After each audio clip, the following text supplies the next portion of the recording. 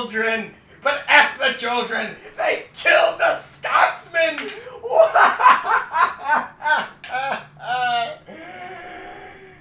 At least he's a ghost now, I guess. Oh, one minus Fox rides hill. They get named Fox. And you ever, like, this show, the show opens up pretty awesomely.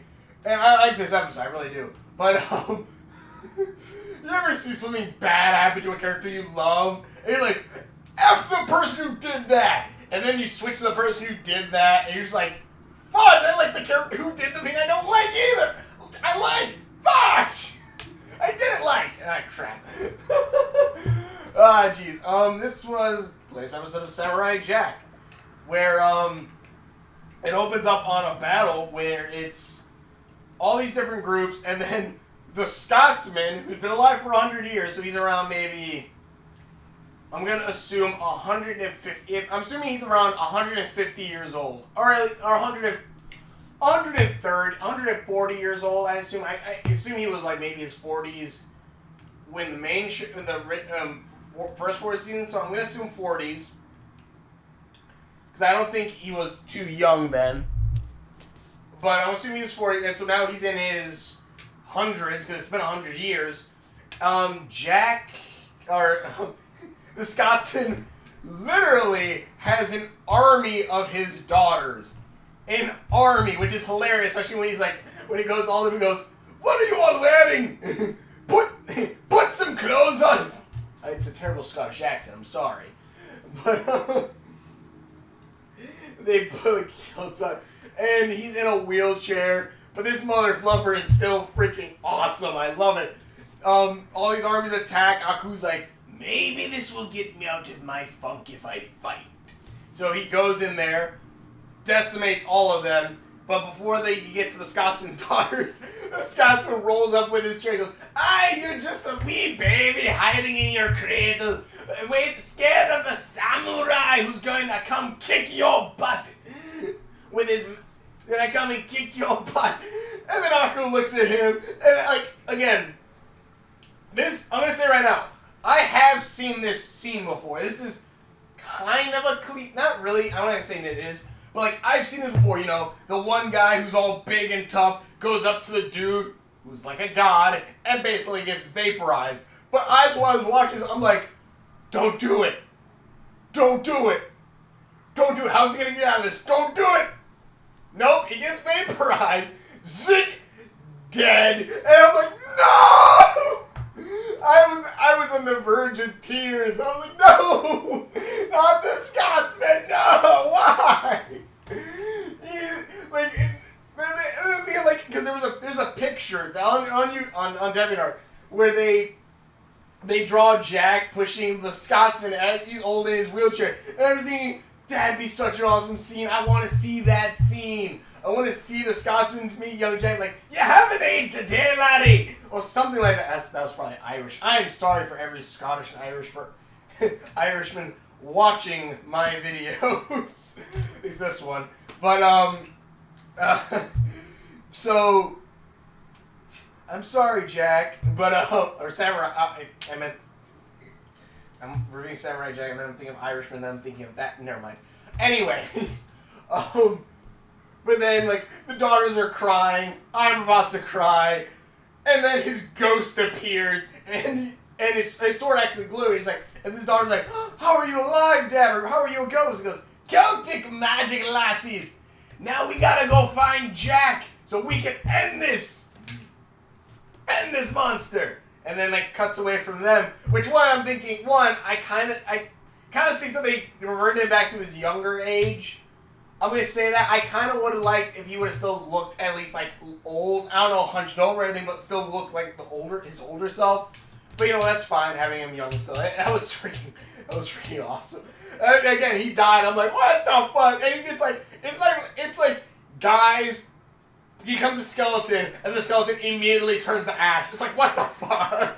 Why you gotta kill off one of our favorite characters? But no, he's still a ghost, so he's still in the show, which I like. Then we cut to Ashi and Jack, where Ashi's having, I guess, psychic connection with her mother, who's saying that she's a disappointment. And then Jack wakes up, wrangles a sea dragon, or a sea serpent, and then rides it back to land with Ashi. Basically leaves, says bye, leaves, not expecting to stay with it, not having her to stay or whatever. But Ashi then says, "How are show me that Aku is evil, is this or whatever. Show me that you're telling the truth." And Jack says, "No." Also, another thing I really like, I like that like when he's alone, his PTSD kicks in like immediately. Like it's basically he never ever gets a break. He always has like that PTSD of all the voices in his head telling him he's failed his mission. Which I kind of like again because it'll make it so much better. Hopefully, when that that's resolved. But so Jack, but Ashi, it's like you're a liar. There's all this stuff. You can't show me or whatever. And Jack says, "Fine, I'll show you." And he then most of the episode is him going to then show her this. She brings him to a place where it was full of beautiful trees, and there's only one tree left now, full of dark black spices, saying Aku kills everything he touches. And he left that one tree just to know there was hope here, but he killed it. That's not the exact words, but still, you get the picture. And then then they go back to the city of Aku, which it looks a lot smaller than the other times, but you know what, I'll leave it as that. But they head there, and Jack steals some clothes, which it's funny because he steals the clothes, and then they're in the elevator showing what he's wearing, and he looks like a pimp, and I'm just laughing. I'm like, that was so freaking good. Fudge me. And then, I'm trying to think. Alright, then, they go to this area where, like, a criminal from another planet comes in. He goes, "I've killed many people. I am villain and kicked out of my planet. Can I live here? I heard Aku likes us here." And one of the scientists goes, Sure. Let me just type on my computer here. Okay, you can live at C37B, and it's a nice little town with kids playing, all happy. And he goes like, "But it is occupied." And he goes, "Is that a problem?" And then you see the evil Samaric, because evil. And Ashi, of course, is horrified at all this. And then you keep on going. I forgot what exactly set it off. And they hear an explosion, and they head to this town where they find all these, like, they look kind of like furry Meeseeks. That's what they remind me of. They look remind me of Meeseeks from Rick and Morty. They find them, and they go up to them, and this scene, at least for me, was extremely sad, because what's worse than a hero that's given up on given up on saving people, given up on being a hero, is a hero who's given up on being a hero, but people still see hope in him for the person he was before. If that makes any sense, because as soon as that guy opens his eyes, he sees Ashi, then he turns to Jack and goes, "Jack, you've returned. You're back." And it's just like that little bit just hurts. At least to me, it hurts. Right there, it's just ow. It's like he's not back. He's here, yes, but it's still he's not really back. He's not here to save everyone. He's really just living out his immortal life at this point. Still doing some good, but still you see that he has gotten given up on it. It's more like a force of habit kind of now at this point.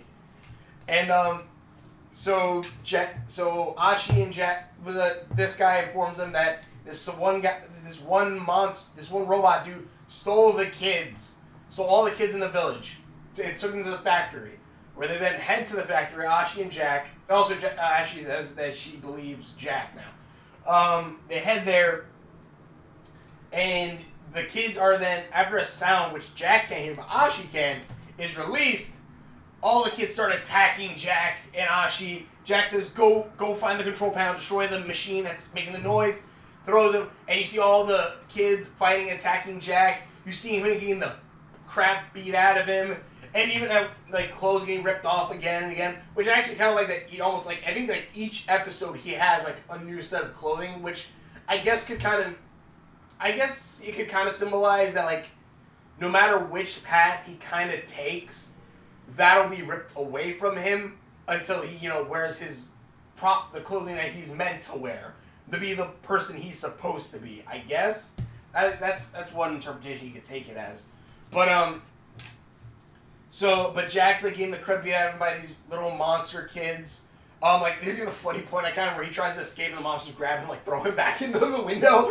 I thought it was kind of funny. And Ashi's trying to find the machine. She gets captured.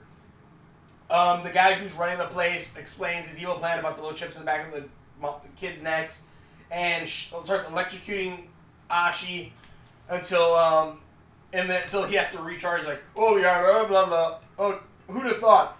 Making him fight young innocents would have been his weak point. Huh? This is pretty smart, right? He leaves, charges himself, turns around. Ashi sees Jack in peril. She starts pulling at the things, pulling her arms out to finally escape. I think she beats the crap out of the robot dude. And then you come back to Jack fighting the kids. Then all you hear is, ah! You hear the little kids screaming. They all fall, look like they're dead. And Jack goes, no! Thinking they're dead.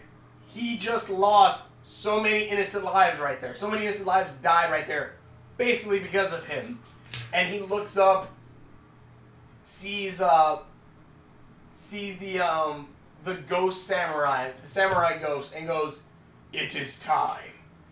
And Jack goes, "Yes," and walks off with basically his Grim Reaper. And then Ashi's left in the factory, just going, and she finds the kids are all right, and he goes, "Jack, we did it!" Jack? Samurai Jack! Watch out! And that's the end of the episode. And then of course we have the next episode, like the clip for it, where Ashi's apparently looking for Jack.